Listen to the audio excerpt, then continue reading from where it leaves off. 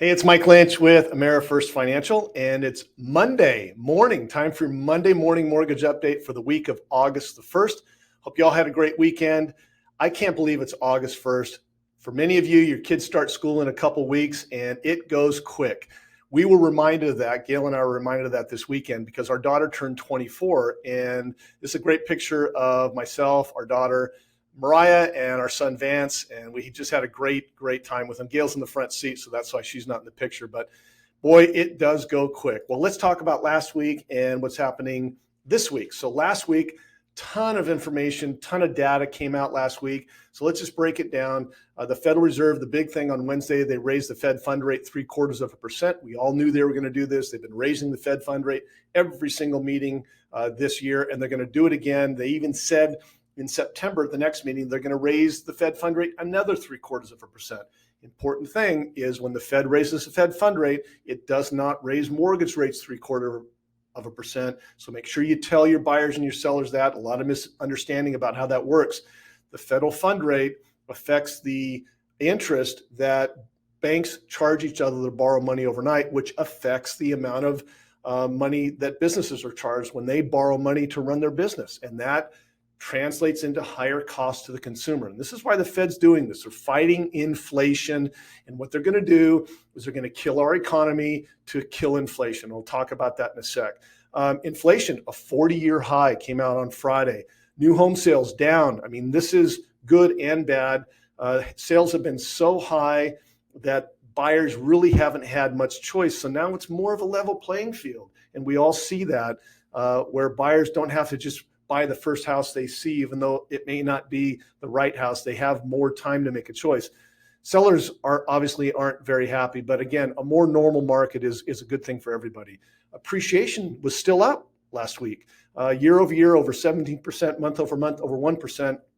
So we're not seeing values decline. Actually, appreciation is up. And the housing inventory is still low. 3 months supply. A normal market is a 6-month supply. So having low inventory is good and bad, but the good is that it's becoming more normal. It's not a 1-month supply like it has been, and the bad is that we're not in a normal market, and sellers don't like it. Buyers still are having to make a choice pretty quick. So 3 things this week that'll affect rates. Big jobs week, numbers coming out this week, inflation, and recessionary talks. Let's talk about jobs. Every single day this week, there's job numbers coming out. Are there more jobs out there? Are there less? Unemployment rates, jobless claims, all kinds of stuff. And a lot of these numbers get misreported by the media. Why? Well, let's talk about a few of those. So low unemployment. Everybody says, how can we head into a recession? Because everybody's talking about a recession now if we have low unemployment. Well, low unemployment numbers, if you look at historically, always precede a recession. Every single time we have historically low numbers, a recession typically is just around the corner.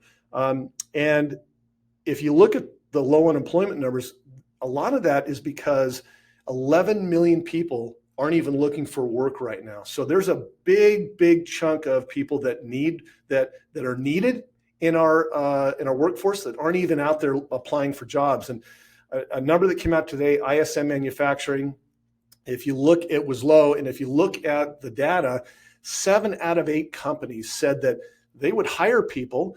They've got enough demand for that, but they can't find employees. So now they're retracting on what they're making because they simply can't fill the jobs that they need, which is a really scary number that most people just stopped a lot of people just stopped looking.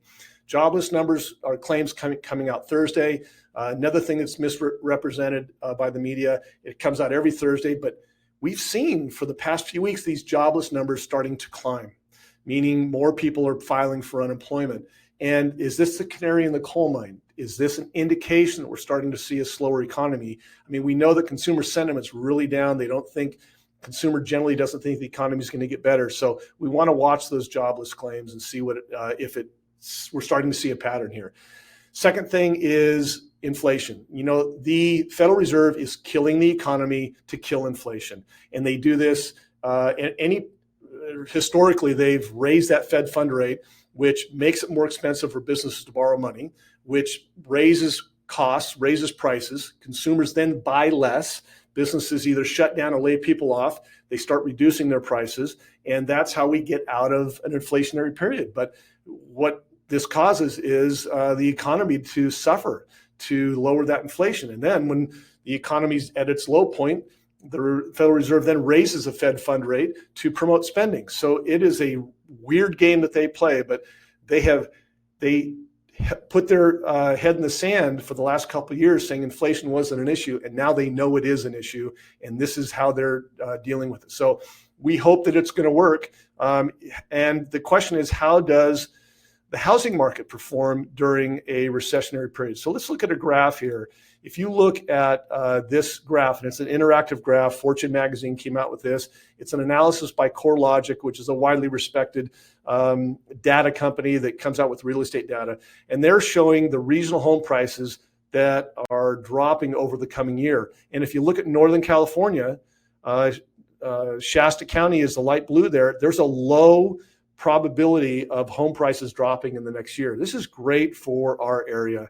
We don't expect a very high drop in those prices. If you look at the Bay Area, Sacramento area, Central California, Arizona, even Bend, Oregon, that red one up here, boy, if somebody's bought a house in those areas in the last year or two, they're expected to hit pretty hard in the next year. So some interesting data coming out on that. The Federal Reserve also said that they're going to raise the Fed fund rate again in September. So it's not slowing down. They're going to continue to fight this inflation. And remember, inflation is bad for mortgage rates. So the Fed doing this is great long term. And that's how come we saw mortgage rates get better last week, even though the Fed raised the Federal Reserve last week. How can rates go up and go down at the same time? Because long term, the Fed fighting inflation is great for mortgage rates. So the third thing is recession. Technically, we're in a recession. Two quarters, first and second quarter, with negative GDP, gross domestic product, meaning the economy is retracting.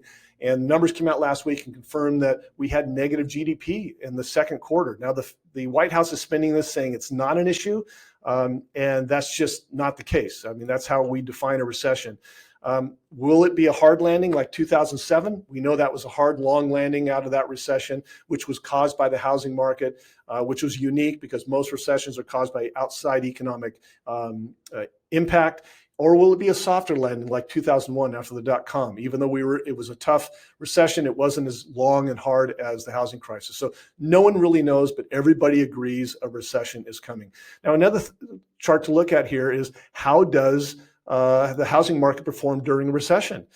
This is a chart that shows recession in the gray bars, and then the red graph here or line is showing how a housing market performs across the U.S. And you can see that where the blue circles are here, this is showing you that the housing market has actually held its own or performed fairly well during historical recessions. The only time it didn't do well was the housing market recession, which was, again, kind of an anomaly because it was caused by the housing market. So we'll see. A lot of people expect these rates obviously to come back down because we have low inventory problems, which aren't going to correct themselves overnight. We expect the housing market to have more of a softer hit than obviously the last one. But let's be honest, we all have a little bit of PTSD from the last housing crisis. So we really have to look at the data and put this in perspective. So what are we looking at this week? We are locking. We're not expecting a lot of data, a lot of stuff that's going to affect the mortgage rates because it's kind of a light week on data. But there's more movement to the upside where rates are going up and down. So we're not playing with our clients' money. If you know anybody that needs any advice on mortgage rates, please let me know. If you know somebody could benefit from this video, please forward it to them. If you have any comments, I'd love to hear them. Have a great productive week. Talk to you soon. Bye-bye.